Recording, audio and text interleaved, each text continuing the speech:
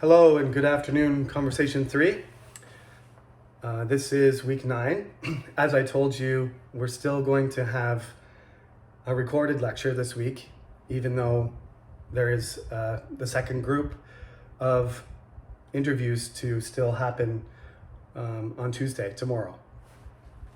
That being said, I'm not going to comment or give any feedback on the students who already did their interviews last Tuesday, but I would say they went pretty well.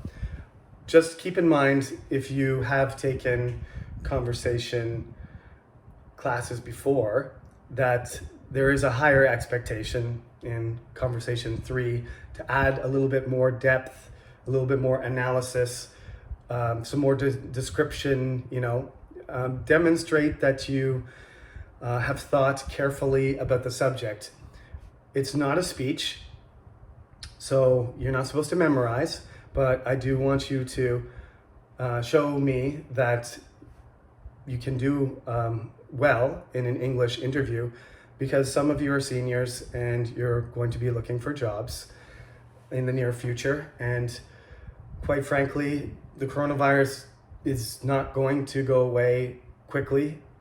Some people thought it would, but despite vaccinations and lots of lockdowns and people being careful, it is continuing. So you may end up doing some sort of interview online. You may end up doing it in person, wearing a mask and coming in person. So you've got to sort of adjust to how we're doing things. Just remember, you have to pretend like it's a real interview. There's no notes involved or scripts. You have to look right into the camera. I know it's tempting, like when I'm doing my lecture right now, it's tempting just to look at yourself on the screen. I'm just used to doing that. It's a hard habit to break, but you should be looking into the camera and staring at the camera and focusing on the words, and not looking at yourself and seeing, there's an option in Zoom actually to hide your own picture. I use it all the time because otherwise I end up looking at myself, and it's a really strange thing to be lecturing to a group of people and watching yourself do it. This mirror image thing is very confusing. So there's a little tip. If you don't want to see yourself speak, which I'm sort of tired of doing, you can just click on your picture in Zoom and just click hide self view, and then you won't have to see yourself. You won't have to worry about what you look like, which might make you a little bit more comfortable. It does for me. Okay, so as I said, this is week 9, one more group to go. The midterm feedback and evaluations will come after everybody is done, and I go through all of them and make some comparisons, but basically, the scores are already there. I just have to organize them. We're going to talk about spending and saving today, which is, I think, whether you're in some sort of business, finance, accounting, commerce major or not, there's a certain amount of effort that has to be made towards learning about how to manage financing. So the word finance is just, a French word that we borrowed to describe how money works, how to manage money. All right. We talk about economics. Usually there are microeconomics, which is small areas and exchanges, and then there are macroeconomics, which are, between countries and companies and bigger entities. And microeconomics is basically what we're going to talk about today. Managing yourself, your personal money, money that would be in a family or your household management of money. And we use the word budget in English. It comes from French, of course. Again, a lot of our, sophisticated, high-level vocabulary words come from French. Budget doesn't really sound like it, but it came from the word bouge and bougette, which meant a leather bag, like a purse. So it is really amount of money that you have to spend and to receive. People would have, now we have wallets and we have digital money, but essentially a budget is outgoing and incoming money, which we call earnings and expenses. So you have personal earnings and expenses, and you have different sources of income. You don't have to, this is not an accounting question, so let's not get too technical, but these words are all valuable, right? When you get into doing taxes and you have a business and you have to, calculate things, you have to worry about profit and loss. You're welcome to talk about that kind of stuff. I did have a senior student years ago, not that many years ago, but 3 or 4 years ago. She was an older student, a returning student, and she was around 30, and she had already owned a coffee shop and done well and sold it and gone back to school. So she would be a better person to talk about in terms of budget management, business, entrepreneurship, and finances than me. But that's the kind of thing that you're allowed to talk about, but that I'm not going to teach you in class. But when I ask you about how you manage your money, the title is spending and saving, but I'm going to ask you, how do you manage your money? Then you can give me advice. You can tell me your own situation, your own budget situation, but that might not be comfortable for you. When I was a student, let me tell you, my budget situation was a disaster. I had scholarships and I had saved money in high school. I went to university. I blew all of it. And by blew all of it, I spent all of it on various things, not keeping track of where it went. So at the end of the year, I had spent all of my scholarship money, all of my the money I saved from working in high school, and I actually invested with my father's help in a guaranteed investment certificate. So I came into university with quite a lot of personal money that I had earned myself through my studying and through my part-time jobs in high school. And at the end of the year, it was completely gone. I didn't even make it to the end of the year.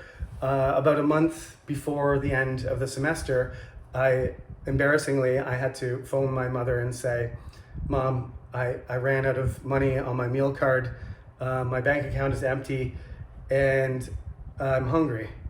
So can you please send me some money?" And my mother, of course, said, "Yeah, of course, I'll send you some money." But when I came home in the summer after exams, my parents were like, "What happened? You had enough money to get through the year. Where did it go?" And I had no idea at all. Nowadays, they really hesitate to give people credit cards, but I did get a credit card in my first year. It had a Oshimanwan limit, but that didn't help. So you can talk about all these details.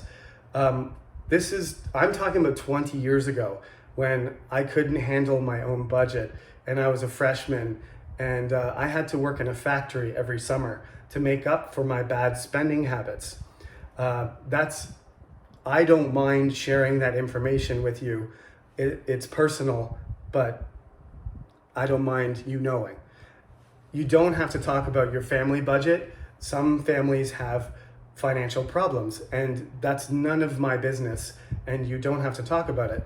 You can talk about any sort of money management, okay? You can talk about your part-time job. You can talk about pocket money, but pocket money is Konglish. You do have pocket money, but that's money out of pocket. What we say is when you get money regularly, you get money given to you regularly from your parents or someone else, that's called an allowance.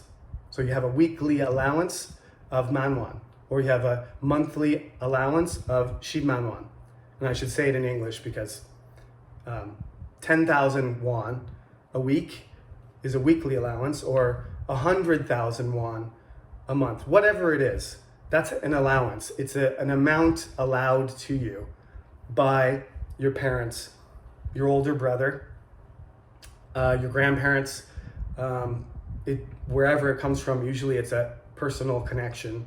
That's what an allowance is. Pocket money is just money that comes from anywhere. If you have a part-time job and you got a little bit of money to spend, it's in your pocket, that's pocket money. But when your parents give you a certain amount of money regularly, that's not for pocket money. Pocket money is just for like buying ice cream or drinks or food if you feel like it. It's kind of extra money. An allowance is something your parents give you regularly or you get regularly, okay? That's the difference. If you have a part-time job and you're just doing it for extra money, you can say, I have a part-time job, I'm just earning a little bit of extra pocket money. That's the way we would say it, okay? So allowance, pocket money, a little bit of a different thing. So that's often what university students do in Korea, and I'm sure Chinese students do too, and other international students do. You have a certain amount of money that you saved or your parents are giving you, and that's enough to pay for your university costs. But you want some more money to do whatever you want to do with it. It's your own personal spending money. That's pocket money. So if you get a part-time job, and sometimes you don't even tell your parents about it, I won't tell them. If you got a part-time job, they don't know about it, so you can do whatever you want with that money. Sometimes students do that. I had a very steady part-time job. My parents were aware of it, and they knew I made quite a lot of money. They knew I made a lot of money in the factory in the summer. My summer job, I worked full-time, and I used to make, $650 a week. So they knew I had a certain amount of money saved up. And then during the school year, I also had a part-time job as a bartender. So at the end of the year, when I had no money, every year, my parents were like, Jeremy, there's no way, like, they could see how much money I made, and it was all gone, and I had no explanation for it. That's what budgeting is. So if you use the word as a verb, to budget, that means where you can plan, you can say, let's plan our budget. As you get older, you should do this, otherwise you get in big trouble.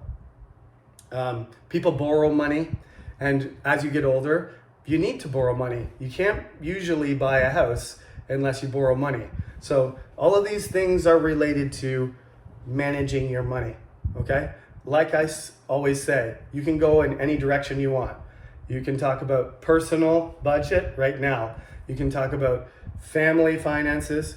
You can talk about your personal spending habits. You can talk about how you saved money when you were younger. You can talk about how you're not very good at managing your money and you need to budget, or if you do have a budget, or you do have investments or anything like that, or you have some experience in business, you can discuss that, okay? So the chapter generally is talking about spending and saving money, and as I said, finances. You can also talk about how you try to save money even though you do want to spend money, where you go, how you get discounts, what type of shopping you do, when you do it, how you do it. The question is not about shopping though. You just have to remember, you have to focus on about the money part, right? It's not about, what's the coolest place to go shopping or the most fun. It has to be related to cost, right? Discounts, sales, right? For example, I'll just say if I'm going to talk about something that is important in my budget, for me, I have a family, so grocery shopping might be something that I could talk about. And certain things I rarely buy because they're overpriced. Certain things I buy because even though they're expensive, my family wants to eat them, okay? Some things I watch and I buy them when they're on sale. Some things I never buy unless they're on sale. For example, toilet paper. You should never buy toilet paper at full price. Always buy that 1+1 toilet paper, right? Who does that? Why would you ever go and pay? You can pay half the price if you just wait. Buy 2 rolls, 2 packages, get that 1+1 at Home Plus, right? I never buy full price toilet paper because I know sooner or later it's going to be on sale. So there's always several bags of toilet paper, ready to go at my house because it doesn't make sense to pay full price. So you can talk about that as long as it's related to budgeting. That helps my budget. That I never pay, I always buy tissue, toilet paper at a discount. Okay? All right.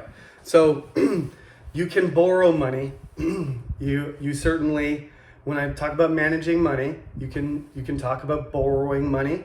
You can borrow money from your friends. You can borrow money from your parents. You have to pay them back. Of course, you can borrow money from banks, insurance companies, and so on, right? So you may lend money. You may be generous. As long as you're talking about money and you focus it on one thing. Talk about your spending habits. Talk about a certain type of, certain aspect of your budget that you manage, like I just suggested, grocery shopping. Or you can talk about going out and with your friends, right? You have to save, do your part-time job, save your money, go out with your friends. Some of your friends don't have enough money, so you lend them money and they pay you back. Or maybe you're a generous person and you just buy something for them, if that's the type of person you are. There's a whole lot of words you can use here to describe personality. And when you're in university, sometimes people have money and sometimes they don't. So there's a lot of borrowing and paying back in my experience. And there's a lot of, sharing. There's a lot of, I had friends who, would always buy drinks or buy food or help somebody out if they were out of money. There was, a lot of variety. I had friends, their families were rich, and I had friends whose families were not. And sometimes we depended on each other. And I know in Korea, sometimes older students buy things for younger students. I think that's a nice thing to do because, often freshmen don't have enough money to do some of the entertaining things that they want, and they haven't had a chance to have a part-time job yet. Excuse me. They haven't had a chance to have a part-time job yet, and they haven't adjusted to university. So, the seniors sometimes take care of them, and they do that a little bit in Canada, but in Korea they do it more. So, you need to learn. You need to learn about this. You need to learn about managing your money, saving, being careful. There's a lot of different words to describe this type of behavior in English. English is a very rich language. I love to use the word abundant because that's one of my favorite professors. It's one of the words he uses to describe Shakespeare. He always says, it's the abundance of Shakespeare. It's got everything. It includes everything. And one of the things that Shakespeare did is create a lot of words.